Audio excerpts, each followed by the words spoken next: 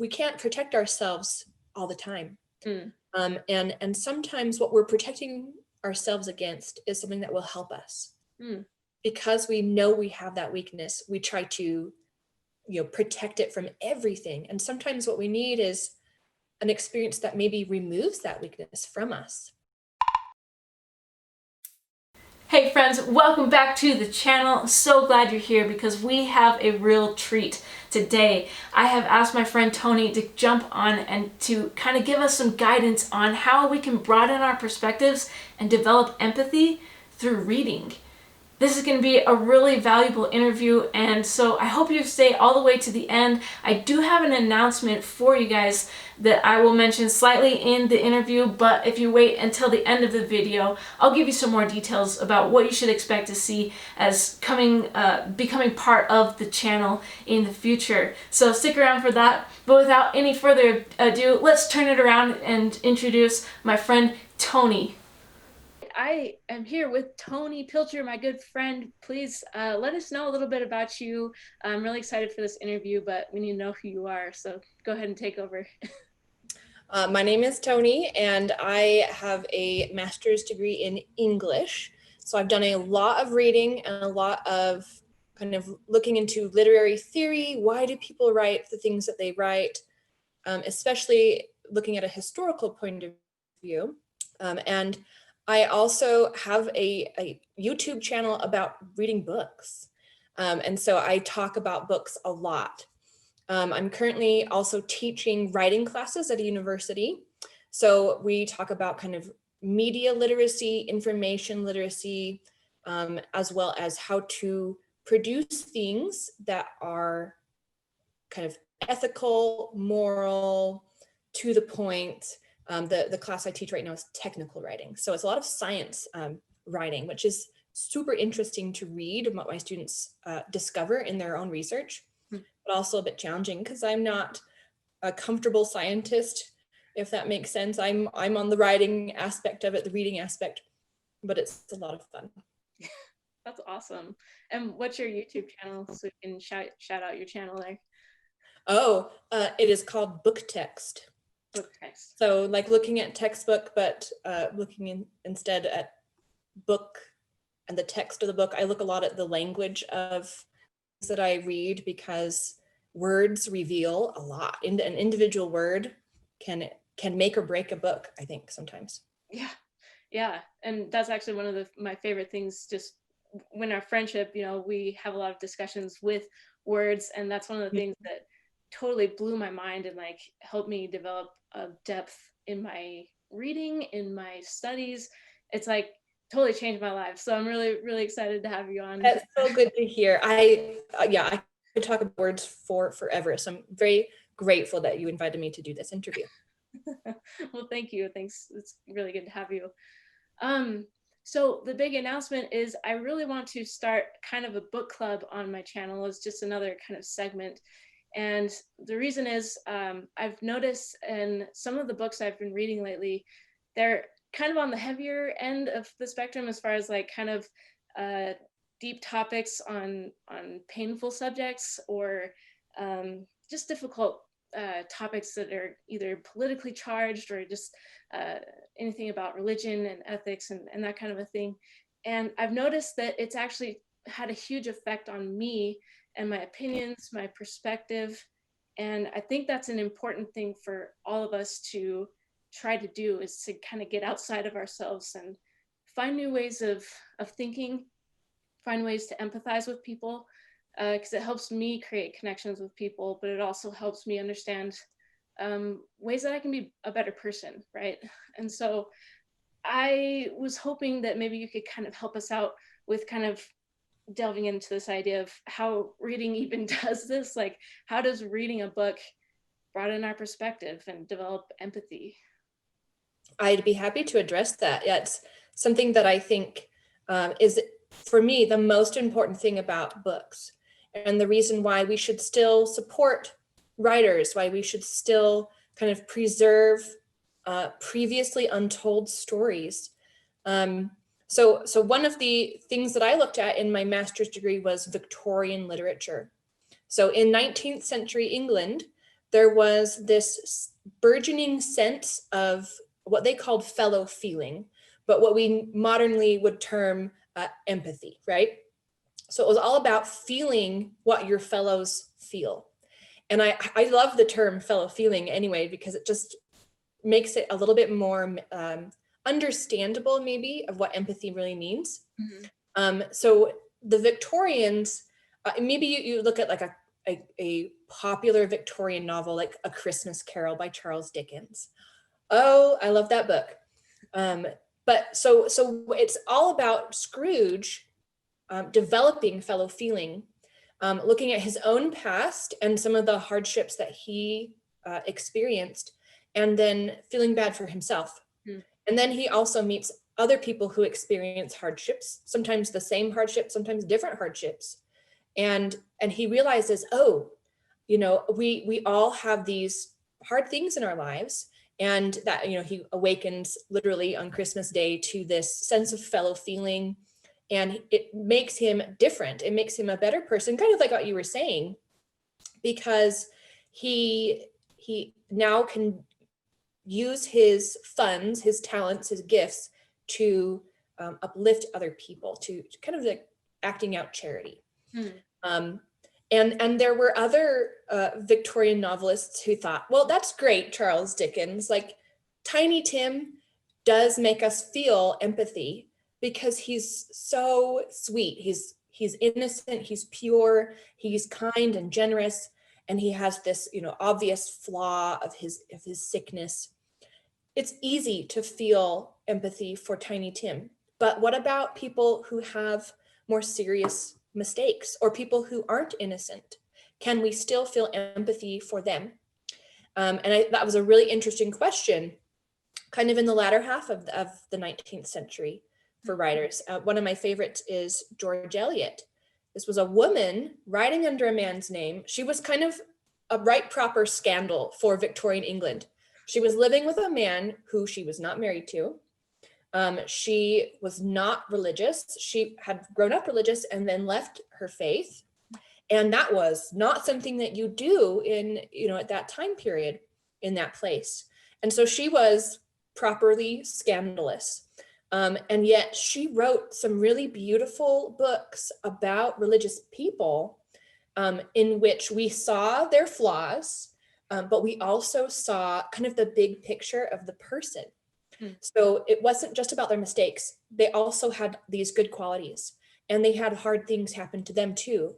And there was a much better sense of fellow feeling because you have flawed people who were not like the author. They were different, so she wasn't trying to uphold them as perfect paragons or whatever. These were just, if you will, real people who had made serious mistakes. And we still developed fellow feeling for them, or developed empathy.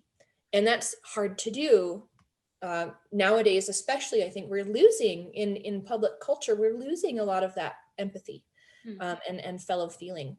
And so it's interesting to look back at how books have addressed that for hundreds of years at this point, that they're trying to help us see the big picture about the people around us. And that has really helped me to step outside my own experience and inside someone else's experience, right? Books do that better than movies or TV shows, I think, because in writing, you can often see the person's inner monologue. What are they really thinking? What are their reasons behind this? In nonfiction, same idea, right? You get to see some of their reasonings. And what I think is interesting about nonfiction is that it's not necessarily nonfiction because it's true, but it is that person's understanding of what is true. And so you get to see other people's understandings, which are often different than ours. And it just, so reading anything can really help you see from other points of view, and ideally develop empathy that can turn into charitable actions. Yeah, I totally have felt that too, and it's kind of it's an interesting experience that can even happen. And I think when we're more intentional about building empathy, it also helps me to like make sure I'm listening for the purpose of that fellow feeling, like getting some kind of understanding for that person rather than just enjoying the story. Because I mean, I think there's a benefit in enjoying the story as well, but I think there's also like, it seems like it's been more meaningful to me to like intentionally look for ways to develop empathy for this character, this person that I'm reading about. Absolutely. And I think if you lose yourself in the story, you develop empathy without noticing it. Oh yeah. So I read in two different ways. First, I read to enjoy the story. I'm reading almost as if I'm just kind of believing everything that comes my way. I read in that kind of frame of mind. And then afterwards, then I start to analyze. I start to think critically, not critically meaning trying to find mistakes, but critically thinking, okay, what was this author's point? What was their, did they have an agenda? Which, most of them do, whether it was purpose or kind of subconscious. But who were they trying to write to? Why did I feel the way I did when I was reading it? And that helps me to kind of realize and reflect on the fact that I am developing empathy and that I did, in a way, experience that person's story. And then I can, once I've realized that, I can then act on it, I think, more purposely, more intentionally, like you were saying. Yeah, gotcha. Yeah, I like that idea of kind of playing with both parts, because it is fun to just kind of lose yourself, and then it's also fun again to go back and like figure out the whys behind what your experiences were. So I like that idea. Yeah, I had that experience a couple days ago. I read a book. I read a lot of books during the 2020 pandemic. And but this was the first book that I got so lost in that I forgot there was a pandemic. And that I realized, like, I got up and took my walk outside after I finished reading the book. And I had my mask on and I didn't even think, because it was part of my routine. And halfway through my walk, I was like, oh yeah, I have the mask on, because not because it's cold, but because there's a pandemic. I just totally got lost in this story. And it was so delightful. But then afterwards, that story dealt with PTSD, dealt with some really deep, dark things. And so then I started to be able to think through, why did I get lost in that story? Why was it so meaningful to me? Did I have a similar experience? And not really. It was about a detective. It was a murder mystery, but it was a detective who had made a mistake and it cost people their lives. And so I was like, that has never happened to me.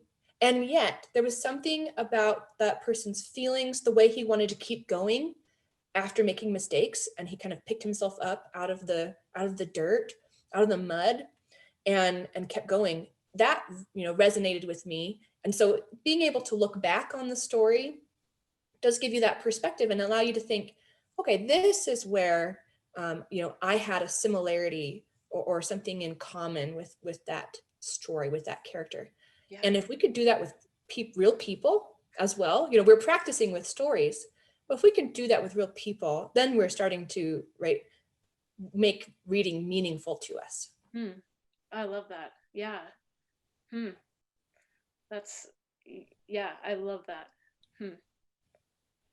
Yeah, I love the idea of practicing in a safe space, because the book's not going to judge you. It, it doesn't talk back. But yeah, that's a great way to put it, is that it's practice for us to kind of step inside their shoes.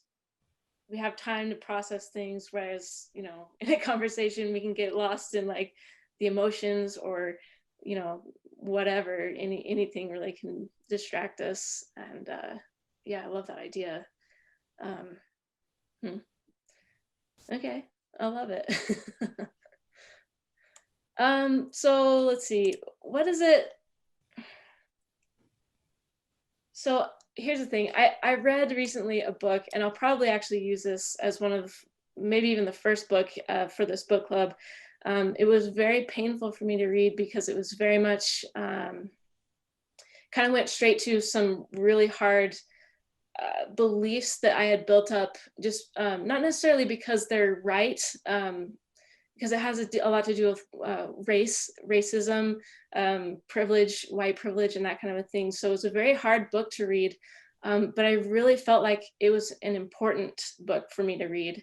even though it was extremely painful, like I had days where I broke down and just like cried because I just, yeah. So anyway, what is it that you do, or what can you do um, to read something that conflicts either with something that you hold dear, even like maybe it is a belief that you really believe is true. It's a, maybe it's a religious belief. How do you read these things and not let it destroy your faith or destroy yourself? Mm. But how do you make it, you know, make it worth reading, if that makes sense? Yeah, this is a hard question to answer, because you're right. Like, we first of all, I don't think that you should feel worthless while you're reading something. You know, sometimes if I start to feel worthless, I put it aside. Wait till I can read it, you know, with a wiser perspective. So sometimes it's okay to set something down if it triggers you. You know, I don't read that Mm-hmm. until I'm in a safer place mentally. But I also recently read a book, um, and I thought I'd show you kind of what I did with it. So it was also a lot about race. It was about other things. There was questions of faith in here. There was questions of kind of critical looks at feminism, things that I kind of took for granted. I just, oh yeah, of course I believe in these things. So it was Alice Walker's In Search of Our Mother's Gardens, Womanist Prose. And it's written from like the 50s all the way through to the early 90s. So I thought, okay, this is historical because it's at least 30 years old. And yet everything in here was relevant to today. So I started noticing, okay, one of the problems with race and feminism and the kind of connection between those two is that it has not changed enough in the last 60, 70 years. So I started looking at that. And of course, so Alice Walker is a Black woman. And so I knew it was going to be from that perspective, and that I would probably read things about myself that I didn't want to know about myself, right? That I had these unconscious biases. You know, everyone has a bias, and we can't always get rid of them because we don't always know they're there. Mm-hmm. But if we can start to point them out and acknowledge our bias, we can help to minimize and reduce them. That's something I talk to my students a lot in their own writing, is that they're going to have a bias. Try to find out what your bias is. And these kinds of books help us do that. So she does talk a bit about white privilege. She doesn't use those words because it wasn't really part of the terminology back then, but I could definitely recognize that that's what it was. But I made a lot of little markings. So I love Post-it notes when I read. For one, it helps put me a little bit of distance, because some of these books talk about really personal issues. Like you were saying, they really point out some of our own flaws. It helps to just be a little bit emotionally distant from it. Not always. Sometimes you need to be, you know, stripped bare and realize, you know, look at your reflection, you know. But that helped me to just maintain a little bit of looking at it from a maybe professional point of view, because the professional part of me can change the personal part of me. It was getting really philosophical, but if I can look at it from a professional point of view, then I can feel it better later. But I would just mark things that I thought were different from my own point of view. Things that helped me to, you know, things I wanted to remember. She writes about some of my favorite white writers, and she looks at them, and I was, because I came into that thinking, oh no, she's gonna like point out how horribly racist this favorite person is, and she didn't do that. You know, I kind of came in with my bristled and everything, ready to brace against the racist call out. She said, okay, so she was part of this historically racist group of people, and she was complex. So she was looking at particular, the one essay that I'm looking at is Flannery O'Connor was a Southern white woman who was very religious and also disabled. And so she looked at this really complex person and it in a complex way. And I appreciated that. So I put a lot of notes on there because I was thinking, all right, I can trust this writer because I know she's going to look at it in a complex way. So one thing that I do is I just like to annotate. I just take notes, mark things up, because then I can go back and relook at those things when I'm a little bit more calm about it and realize, okay, she's right, I was wrong. And sometimes, though, the author is wrong. It's okay to acknowledge that, okay, this person had a particular point of view, and I don't think it was the most informed point of view. For instance, Alice Walker was not a very good mother to her child. And it comes out a little bit in the story, in the stories that she tells, but it also, in doing a little bit of outside research, which I think is helpful, to look up other things. Her daughter was public about like how negligent her mother was. So, this was a complex person. She wasn't going to be right about everything. And it's okay to acknowledge that when you read about, different points of view from your own. Sometimes they write it in an emotionally charged state. But before I look at that, I first try to read it for the value and the merit that it contributes to society. Mm-hmm. Later, I'll read it or think about it in a more critical sense. So it's almost what I do with those stories we were talking about earlier, where I read it to enjoy it. I read it to the first time as if I'm just believing everything they say. And then later I can start to criticize it and look at it more thoughtfully when I've given myself some time to process it, time to think about it, and maybe time to research other things. Sometimes it's helpful to research other points of view about the same topic. One book is not going to be the expert, on a subject. And so I'm hoping to continue reading these kind of Black female points of view so that I can see beyond Alice Walker and kind of get a more full picture of the issues that she's talking about. So I recommend researching, annotating, setting it aside if you get triggered, but maybe trying to come back to it if you can in a safe place. And then talk to people about it, right? Because then I think when we start to, if we write or talk to other people, we're trying to put into our own words what it meant. And that's when we start to kind of pull the value out of it. Yeah. So yeah, please read things that you don't believe, agree with or believe in. But it's okay to set it aside if it's triggering. Yeah. Thank you. I mean, I think those are extremely important. And I definitely experienced that with this book that I read. I did have to put it aside for a couple of days, let myself just kind of get back into feeling like I'm still okay. I felt that pain. I felt threatened. But I wanted to, I wanted to believe what she was saying. And I do believe a lot of what she was saying. I could see those instances where it's my behavior wasn't okay in this instance or whatever, but I had to give myself space to acknowledge the wrong that I did and then forgive myself so that I could move on and actually become better later. So I just really appreciate the idea of giving yourself space.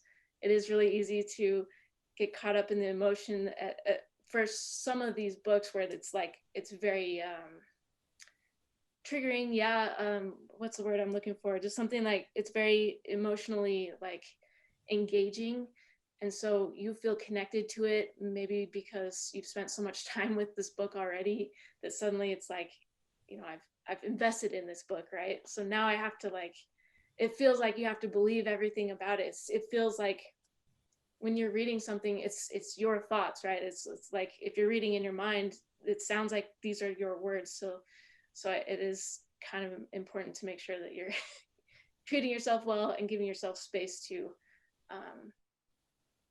understand where you think and where they think and kind of figure out, what's my relationship here, I guess. Yeah, it's a process. Yeah. Becoming a different person is a process. Mm-hmm. You don't just become a different person because you've read a book, right?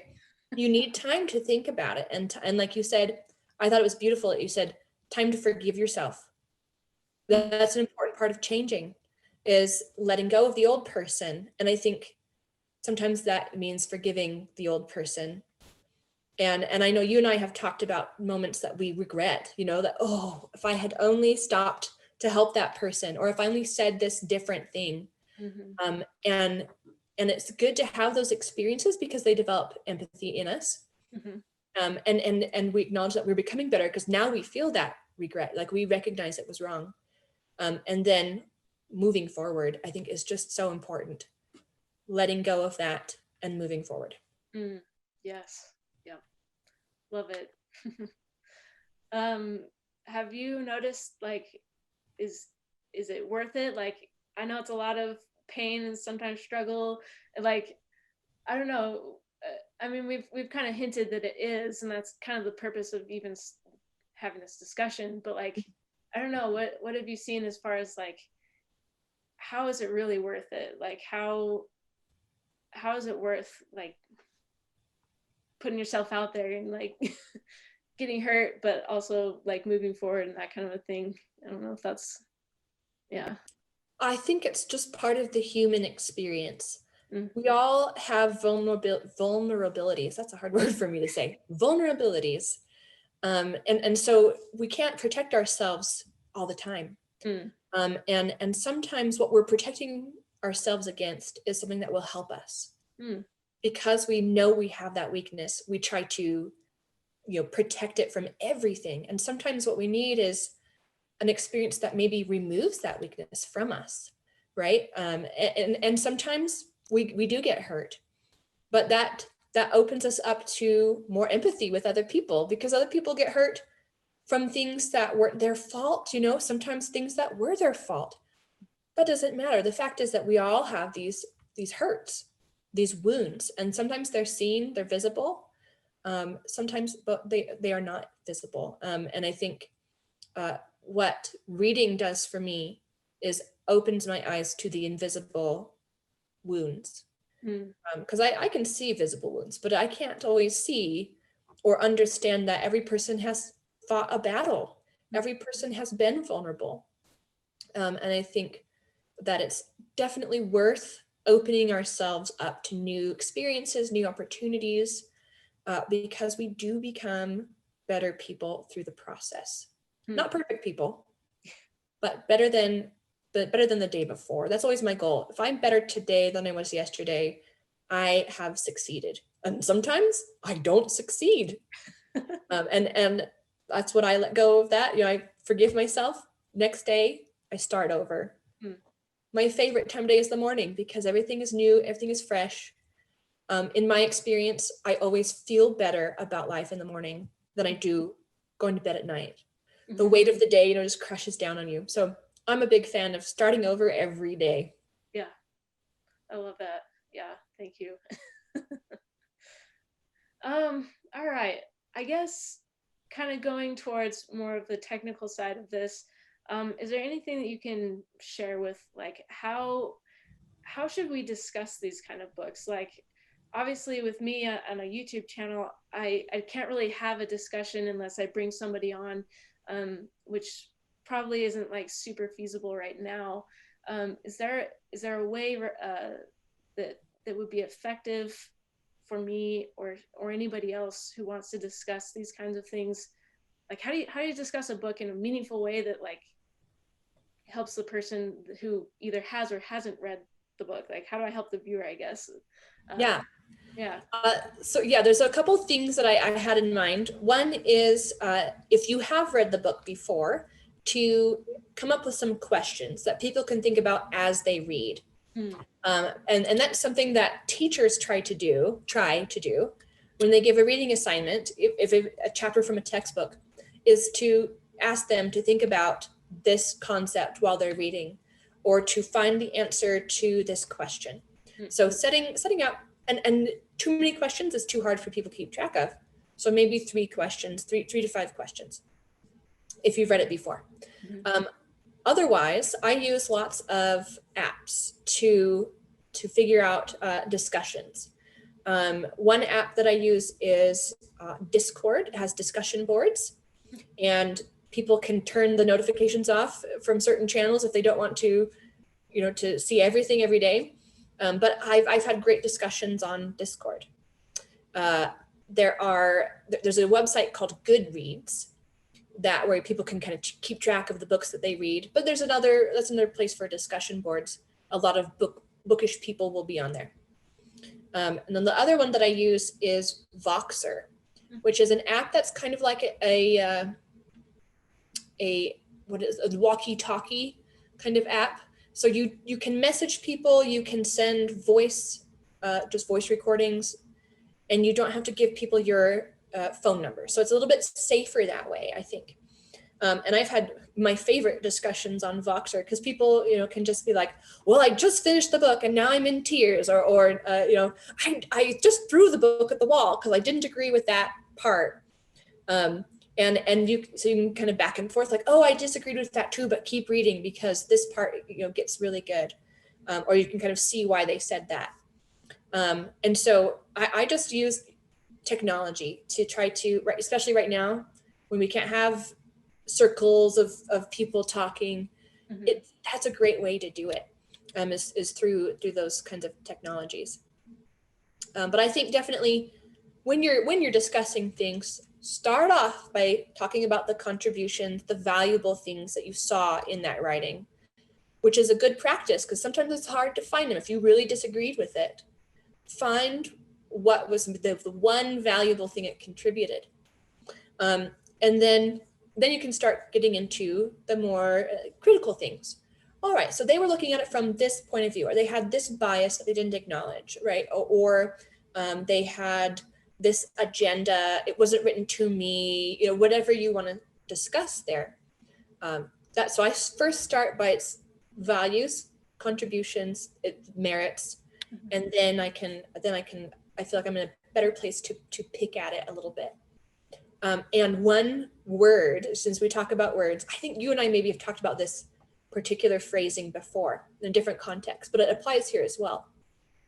Books, like people, are complex, right? There's not just like an evil book or a perfect book. They're complex. So when you're talking about, this was such an eye-opening book, sometimes we want to add this, but it had flaws.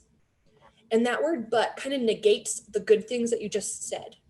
So I always will change the but to an and. This was an eye-opening book and it had some flaws, because then I'm acknowledging it's a complex. It can be both good and bad at the same time, which I think is really interesting. Yeah. So that's how I like to discuss books. Not just saying, well, it was awful or it was the best book ever, which I do tend to gush about books sometimes that way. But later I start to think, oh, okay, I wish it hadn't done this, or I wish that person's story had ended differently or whatever. So it's okay, it's good, in fact, for things to be complex. Yeah, I really love that idea of, I actually love what you said, that books, like people, are complex because people write the books, and we have a hard time hiding, the human part of ourselves. Like everything we touch becomes complicated or complex, not necessarily complicated, but just complex in that there's depth in the things that we create. Whether that's art or books or anything really, because there's so much context. If you can find the context, it'll blow your mind of like how many different levels you can dive deep into and analyzing the person, the creator. You can dive deep into their reasoning, their thoughts, the things that you can actually see. And I just love that idea that we should treat books like people, and understand that there's more to it than just reading literally the black on the white. Just, you can't just take it for face value, I guess. Yeah.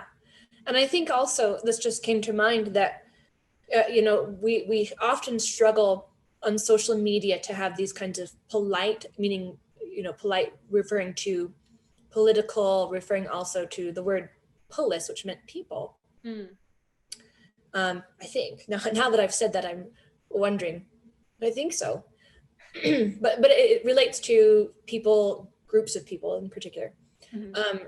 We have these conversations that are not polite on social media.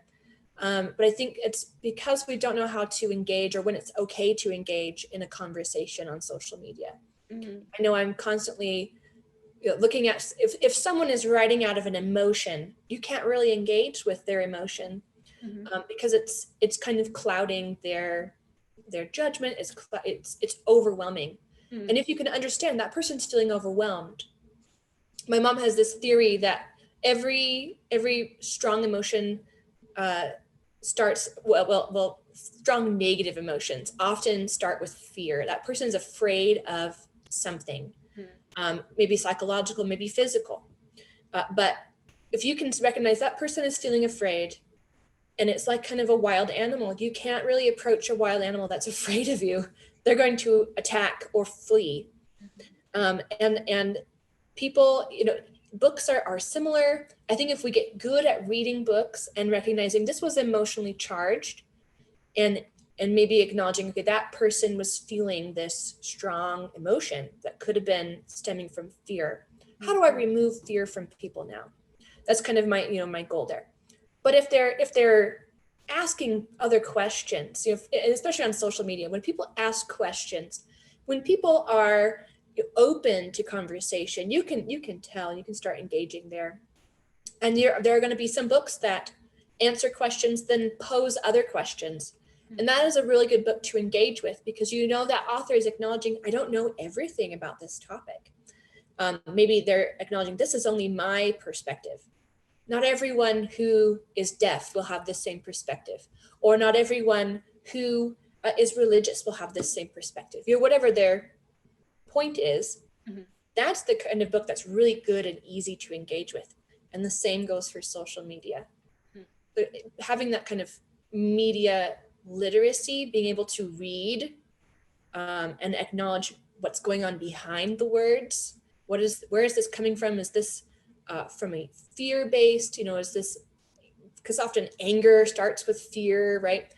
I had some really great conversations with people who voted differently than me in the last election, and I could tell, like, they voted often because from their point of view, their candidate had made promises to meet their needs. Mhm. And what was great also was that they were able to see, from my point of view, my candidate met different needs. And we were, so it wasn't like, well, you were wrong the whole time, but I was like, actually, from your point of view, you should have voted that way. Like, that makes the most sense. And it was just a great way for me to realize that, like, if we can get past that fear and realize that there is, this person has a need, if we can find what the real need is and meet that, that's when we are, having the most meaningful engagement with that person. Mhm. And books have taught me a lot of how to find the need, because you're seeing beyond what's on the outside, right? You're seeing what they're thinking about, what their reasoning is. So I just had some great experiences this year because of all the reading that I've done. I can be more engaged with other people and less torn down by it. I can be uplifted by talking to people I disagree with. I never, this year especially, I never thought that would happen, but it did. And it was glorious. So I just highly encourage that people not be afraid of engaging with hard questions, Mhm. not be afraid of people who are different from you or believe differently from you, even in strong ways. Um, but recognize everyone has a need. And I think often, if you've been placed in their circle of, if you've been, there's no coincidental person in your life, right? That you have a way to meet that person's need. That's one of my, deeply held beliefs. Everyone I meet, everyone I encounter, I have what it takes to meet a need of that person. I can't solve all their problems, but I can address a need. And that's, I think, because of reading. Mhm. Thank you so much. Amen. Like I love that last section is total gold. Like it's such a skill in our current circumstances, especially since we're kind of separated from each other with the pandemic. Mm-hmm. We also need the skill for dealing with the things we see online, because it's a huge, part of our lives. Everything. Sometimes the only socializing people get right now. Yeah, Yeah. for real. Yeah. Exactly. So I just love that idea of like being uplifted by things that you don't agree with. Like, I mean, that's exactly what I want. That's what I want to be a better person. That's what I want to be able to change things that maybe traditionally are actually bad for me, like having that social media like anxiety of like just bad conversations and things, but using it and turning it around and making it a tool for good. I think that's exactly what I'm all about. So thank you so much for sharing that. I just yeah, I've really gotten a lot of out of this conversation myself. And yeah, do you have any other parting words or anything else you'd like to say? Well, I mean, this whole conversation has been from my perspective. So not everything I say is going to jive with everyone. And that's okay. That's part of this process we're talking about. And I acknowledge that I am totally biased in many ways towards, especially towards books. I, I think I single-handedly kept several bookstores afloat during this pandemic. I bought so many books, but I think it was because I recognized that I can actually be fulfilled from reading. I live alone, and so I've been quarantining alone. And in many ways, that's been wonderful because I love my alone time. But in some ways, I get really, really bored and lonely. But I'm surrounded by books. I never have to be bored. I can, kind of, we talk about escapist literature, oh, epic fantasy. You don't really learn anything from that because you just escape into it. It's a great adventure story. But escaping can often be a good thing. You want people to escape from bad guys. You want people to escape from danger. So in many ways, I was escaping from that kind of emotional danger. And I think that's a good way to read too. Sometimes you don't read to be a better person. You read to be a safe person. And when you are safe, you can then make changes. So, read what you want to read because I think everything is kind of building up to that moment where you can be a better person and start engaging with things that you don't agree with. So just read. Reading anything really can help you see from someone else's point of view. It doesn't have to be nonfiction or written with the purpose of changing you. Sometimes just a good story can inspire you to be different, to think about things differently. And that's one of the pleasures of reading. I love it. Yeah. Thank you so much, Toni. I really appreciate it. Yeah. You are so welcome. I love talking about books. Mm. Please have me on again. Oh, we can arrange that for sure. Thanks, Jess. Yeah, thank you so much, Toni. All right, I hope this was a valuable interview for you guys to watch. I certainly have learned a ton from just this simple conversation we've had about reading. As I've hinted, we are going to start kind of a book club of sorts on this channel. I'm going to start giving you a couple of videos over the year that delve into some of the books that I'm reading. I would love to get any book recommendations that you guys have, so feel free to leave those in the comments down below. For the first book that we're going to feature, I think we're going to go with So You Want to Talk About Race by Ijeoma Oluo. This is an amazing book. I've learned a lot about racism. I do think this is a very valuable book, a good one to kind of dip your feet into the conversations that currently are happening nationwide in the United States specifically. So we will be checking that book out for the first book in our book club, and we will continue to add to that list and come up with new topics and different perspectives and books there. So thank you so much for watching, and we will see you around on the next video.